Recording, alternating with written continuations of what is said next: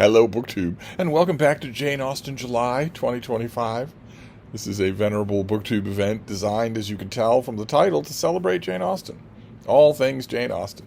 To celebrate, read her books, reread her books, read about her, read the stuff she read, etc., etc. And I had planned on talking about Pride and Prejudice for Jane Austen July 2025. I don't need much prompting to talk about Pride and Prejudice, but the event seems to have taken on a course of its own, where I read you what critics thought, not only about Pride and Prejudice, but about Jane Austen in general. And it's an organic thing, this thing that I'm doing, because I pulled down one critic. I have a whole wall of that kind of stuff, of critical essays, appreciative essays, prefaces, book reviews. I have a whole wall of that. And I pulled down one critic from that wall, and just for the fun of it, because Jane Austen was on my mind, thanks to Jane Austen July. And when I put that critic back, well, I was right there. It was everyone on that wall is written about Jane Austen, almost. So I pulled down another, and then another, and that happened again last night. I pulled down this book, Rereadings, which is edited by Anne Fadiman. This is a collection of short essays where authors talk about rereading other authors, writers who've meant a lot to them. And the writer Allegra Goodman writes here about Pride and Prejudice, and about reading Pride and Prejudice throughout her life, which must be amazing. That must be so. I am so envious of all of you who read as children. That must be so amazing to have such a long-standing relationship with a book. I won't read the whole of this thing, but some of it is quite good.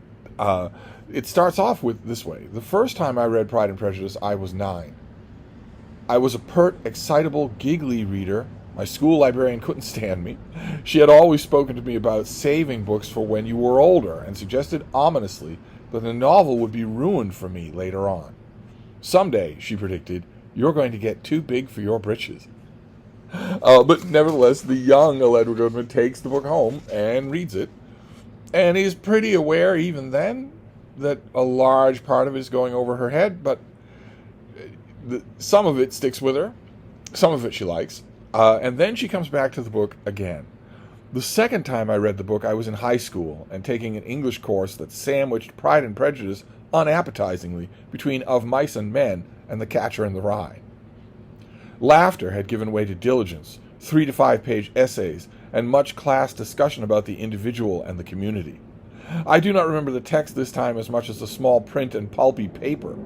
I had oral surgery the week we did Jane Austen, and I read the book while lying on my pink bed in my pink carpeted bedroom with tea bags packed into my mouth to stop the bleeding. I tried to imagine myself among fair-skinned girls in Pride and Prejudice, but such escapism cut into my self-pity, so I didn't allow myself to enter into Jane Austen's world for so long. And then more time passes. I did not open Pride and Prejudice again until I was in college.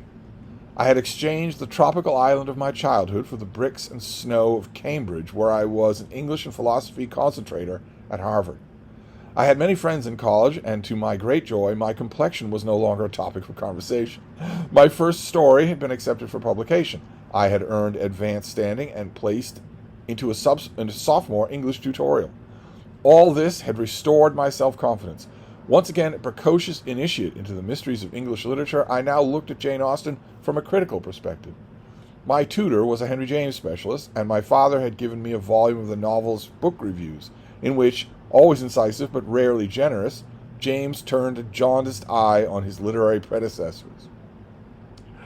And here she goes on about a little of the reservations that James and others have had about Pride and Prejudice, specifically about the fairy tale plot of someone like Mr. Darcy not only proposing to Elizabeth Bennet, but proposing a second time. And how more time is spent by Jane Austen describing Pemberley than describing Darcy. And then time moves on.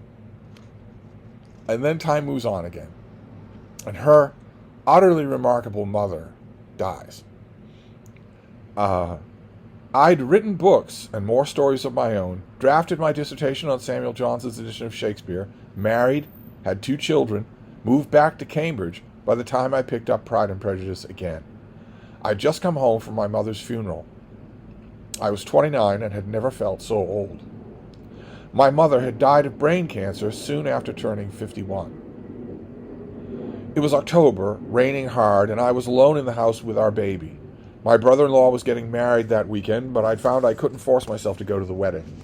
My husband flew with our 4-year-old to Philadelphia. The rain poured down all the first night and kept coming the next day. It was too wet to take the baby out, so he played on the floor and I listened to the rain. It rattled on the skylight in the stairwell and thrummed the roof, and I began to reread Pride and Prejudice. I read the book slowly and uncritically, lying on our new blue sofa in our new sparsely furnished townhouse. I read it because my mother had loved Jane Austen, and because rereading it for solace was something she might have done. I read it because my mother was like Jane Austen in her wit, her love of irony, and her concision. My mother was shrewd like Jane Austen and ingenious. She flourished in difficult professional situations, and like Austen, my mother had died young, with her work unfinished. It rained all day, and I kept reading steadily. I didn't laugh, but I smiled at Mr. Bennet and Mr. Collins and Lady Catherine de Bourgh. Mr. Darcy didn't bother me at all, but strode into the book, a dashing hero brooking no doubt or literary disappointment.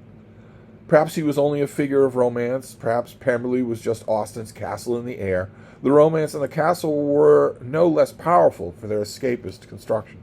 Indeed, what I found irresistible this time was the way Austen combines astute social satire with fairy tale. The combination did not seem awkward to me, but inspired. The satire is exquisite, while the fairy tale is viscerally satisfying. How delightful to watch Elizabeth rise, like Cinderella, above the impediments of her mother and her younger sisters. Her mother is not wicked, but she is thoughtless and vulgar. Her sisters, with the exception of Jane, are pedantic, insipid, and lusty, and as such, throw as many obstacles in Elizabeth's way as if sabotage had been their intent. And of course, Mr. Bingley's sisters supply their own venom. Naturally, the obstacles make Elizabeth's victory more delicious. Hers is the triumph of wit over vulgarity, self-respect over sycophancy. Until this reading, I had never appreciated Jane Austen's fairy tale so well, but perhaps I had never needed it so much.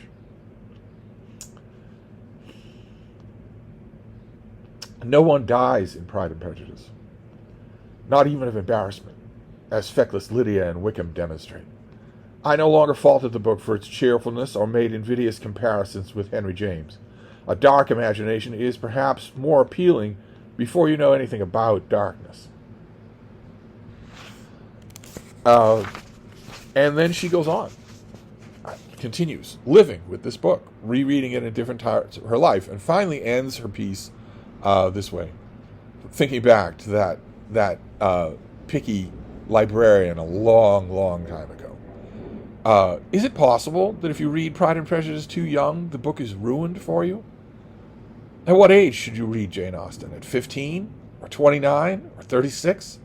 Austen wrote the novel when she was just 20. It would be strange for the reader to wait until she was older than the author. Can children grow into or out of books as they grow into and out of clothes? I reread the novel because I read it at 9. I return to it not because it's the best novel I have read or the most important, but because of the memories and wishes I've folded into its pages. Because on every reading, I see old things in it. I love that piece, but I take leave to doubt Allegra Goodman. I don't think that she rereads Pride and Prejudice just because of the little gems that she's finding in its folds. I think it's pretty obvious from her essay that she is finding more stuff in it. Not old stuff, new stuff. That it's a different book for her as time goes on. And I love it. It has admittedly less to do with Pride and Prejudice or Jane Austen than it does with Allegra Goodman. But I don't mind. That's the kind of reading we all do. Especially rereading. Especially rereading of books we love. That's what it is for us. It's a personal touchstone as much as it's anything else. That's why I'm always a little confused when people ask me in confusion why I reread books. But I wonder, when I reread this essay, I thought, surely this is a prime motor for Jane Austen July itself. To say nothing of the entire genre of romance, which I believe comes from Pride and Prejudice, that one book. I think it comes from the fact that when you read Pride and Prejudice and love it, you don't ever want to leave it. Story concludes, so you have to leave it. But you don't want to.